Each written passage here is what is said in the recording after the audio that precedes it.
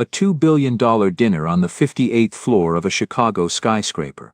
The 78-year-old chairman had just lifted a forkful of salad to his mouth when a young waitress burst in shouting a warning. Security dragged her out immediately. But 3 minutes later the chairman suddenly collapsed, his face turning purple as he struggled for air. The entire room froze in panic.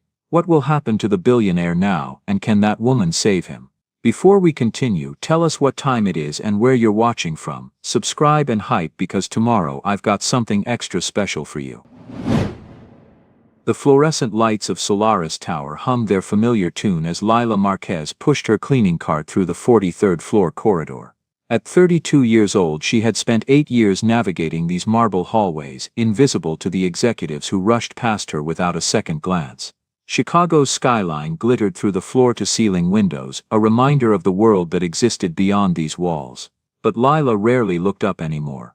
Her eyes stayed focused on the tasks at hand, mopping floors, emptying trash bins, wiping down conference tables where billion-dollar deals were made by people who would never know her name. She paused at her supply closet, the one marked at 221, and pulled out her keys. The metal door creaked open, revealing her small sanctuary.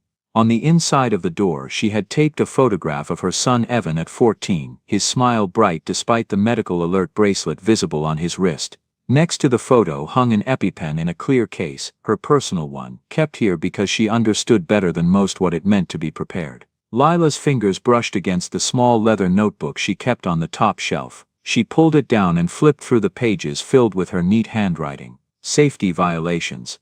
Dates, locations, details that most people would overlook. Fire extinguisher on floor 41 expired by 2 months, reported to maintenance on October 3rd. Still not replaced. Emergency exit light on floor 39 flickering, reported October 10th.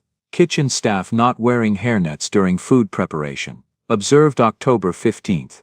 Nobody asked her to keep this log, nobody cared what a cleaning lady noticed, but Lila noticed everything. It was a habit she could not break, a remnant from another life.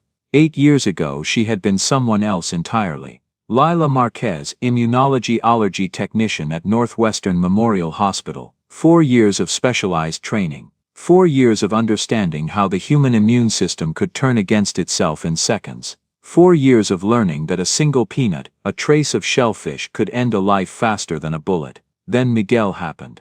Or rather, Miguel's death happened. Her husband had been healthy, strong, full of life. They had gone out for their anniversary dinner, their favorite Thai restaurant on Devon Avenue.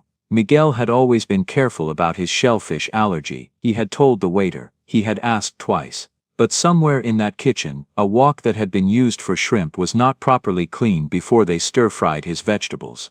Lila watched him die in the ambulance, watched his throat close, his face turn blue, his heart stop. The EpiPen they carried was expired by 3 months, a detail she had forgotten to check, a responsibility she had neglected. The guilt never left her. After Miguel's funeral she could not return to the hospital. Could not face another patient, another family, knowing that her own negligence had killed the man she loved. She took the first job she could find, cleaning toilets at Solaris Tower, scrubbing floors, becoming invisible. It was easier this way. Invisible people could not hurt anyone. Evan had been 6 when his father died. Now at 14 he carried his own EpiPen everywhere, his severe tree nut allergy a constant shadow. Lila checked his medication weekly. She would never make that mistake again. Marquez, the voice startled her. She turned to find Cole Washington standing in the hallway, his security uniform crisp, his expression unreadable.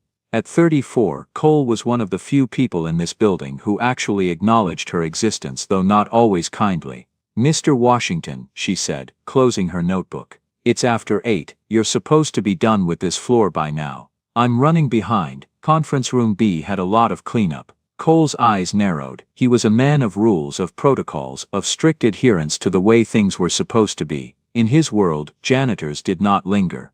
They came, they cleaned, they disappeared. "Make sure you're out by 8:30. The night security sweep starts then." "Yes, sir." He walked away without another word.